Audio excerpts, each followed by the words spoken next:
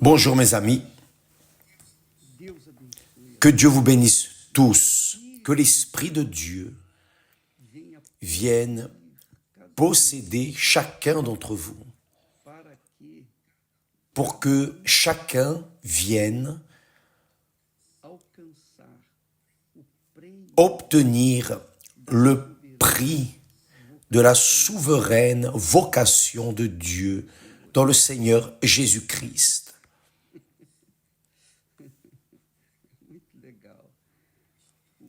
Le Saint-Esprit, nous savons, par exemple, si vous vivez dans la foi, par la foi, dans la justice, si vous vivez dans le royaume de Dieu, vous avez cette certitude que vous hériterez le royaume des cieux.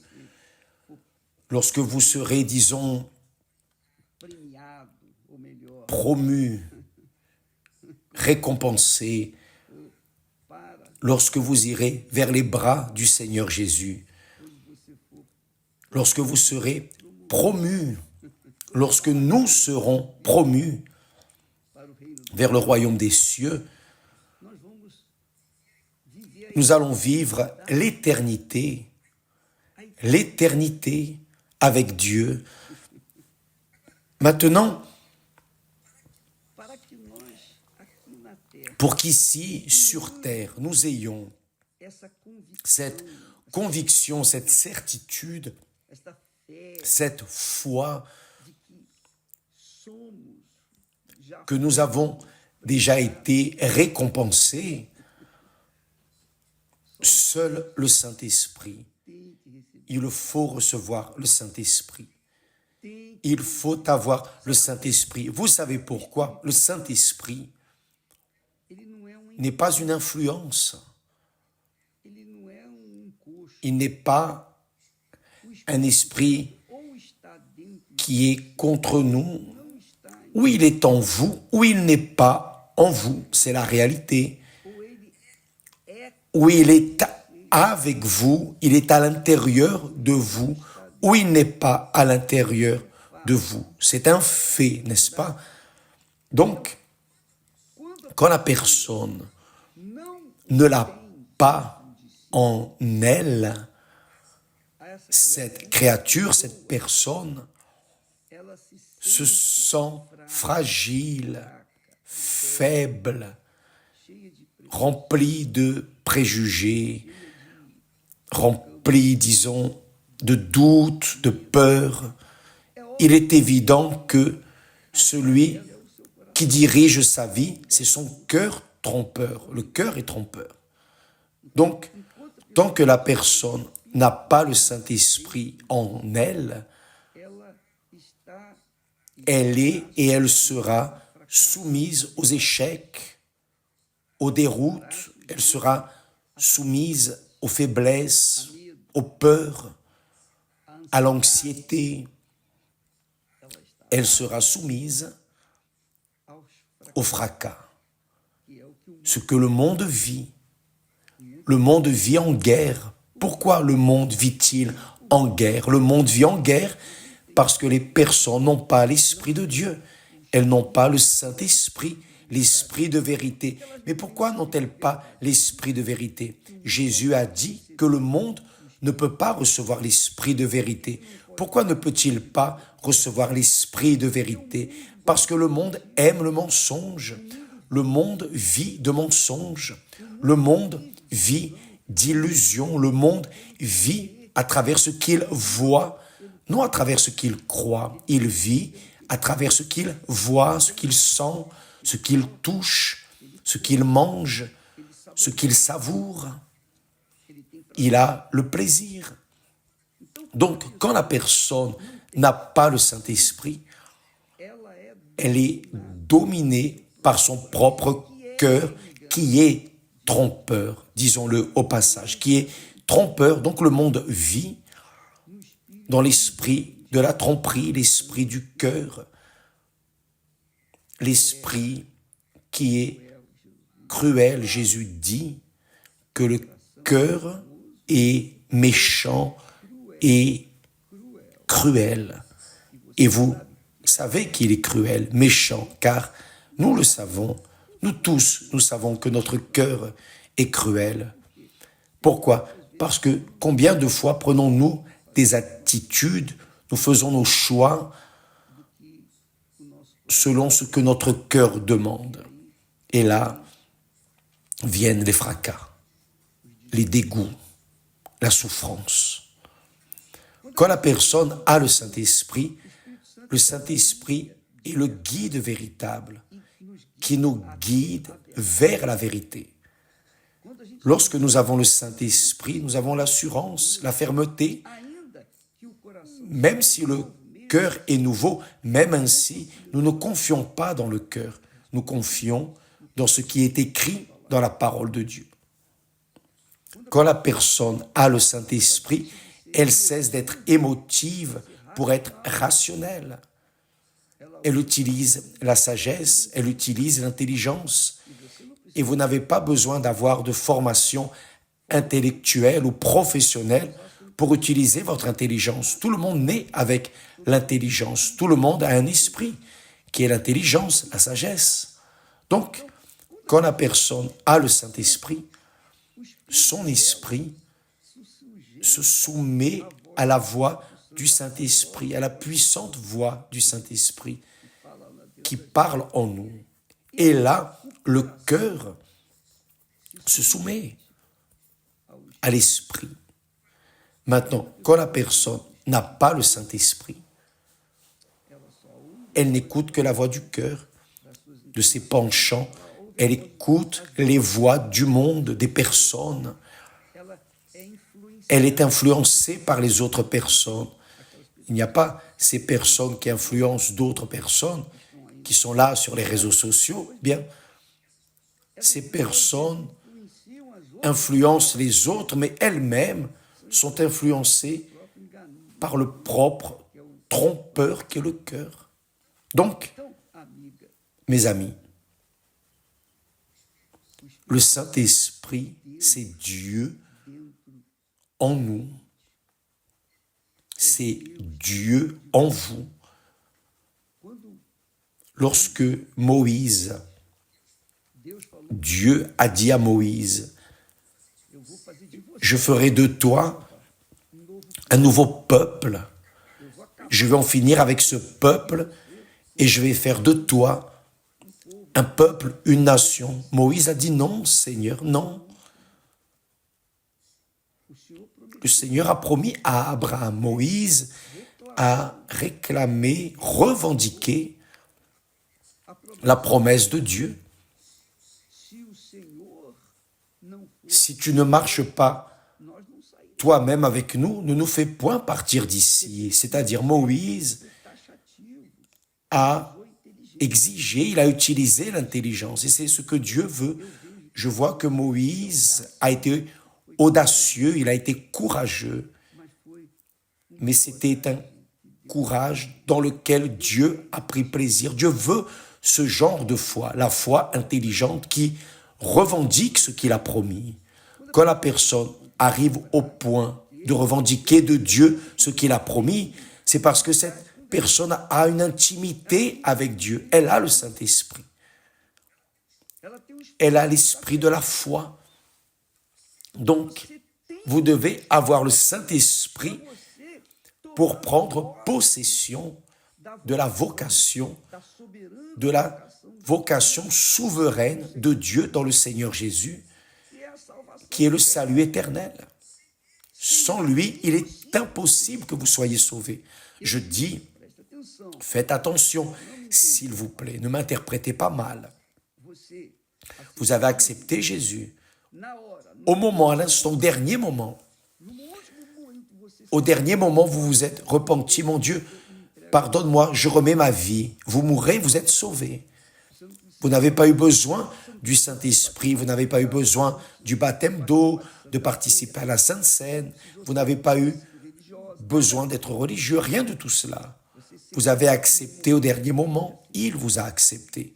Vous avez accepté Jésus comme votre Seigneur, vous avez reconnu Jésus comme votre Seigneur, vous êtes sauvés, vous mourrez, vous allez au ciel directement. Maintenant, le problème, c'est que les personnes acceptent Jésus, mais elles n'arrivent pas à s'affermir dans cette foi.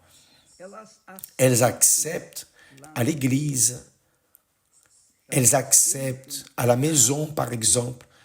Qui veut livrer sa vie à Jésus? Moi, tout le monde veut.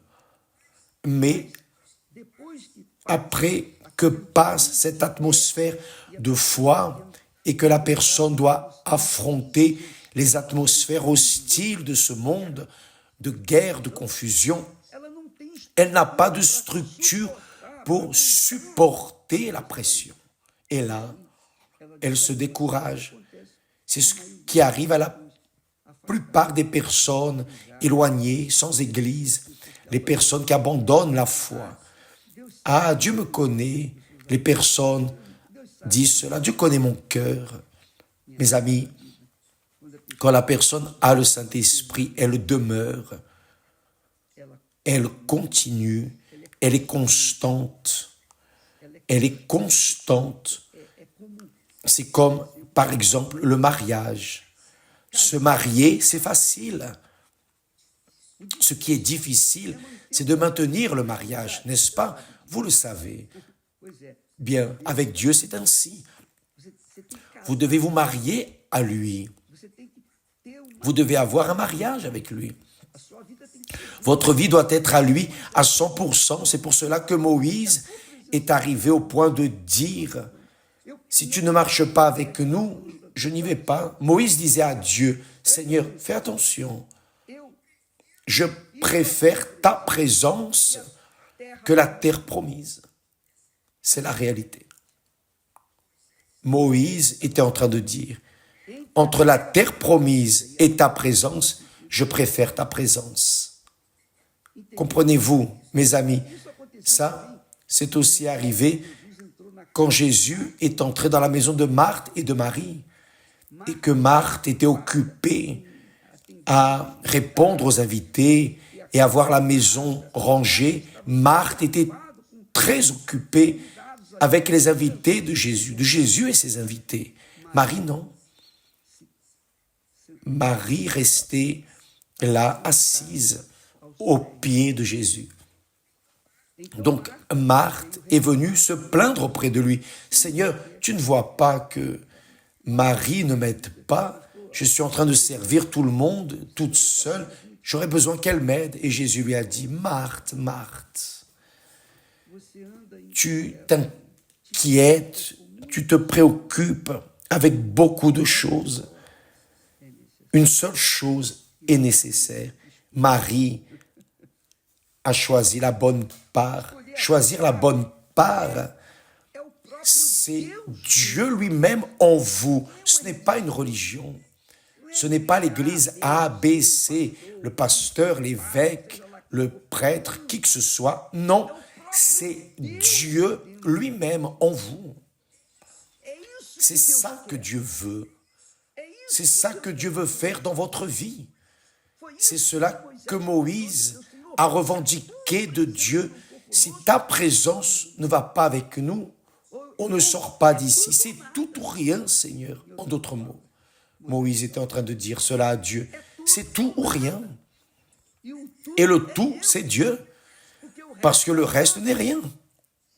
Conquête matérielle, mariage, tout ce que vous pouvez imaginer, tout ce que nous pouvons imaginer en relation à ce que le monde offre, n'est rien, c'est zéro en relation à la présence de Dieu qui est le Saint-Esprit.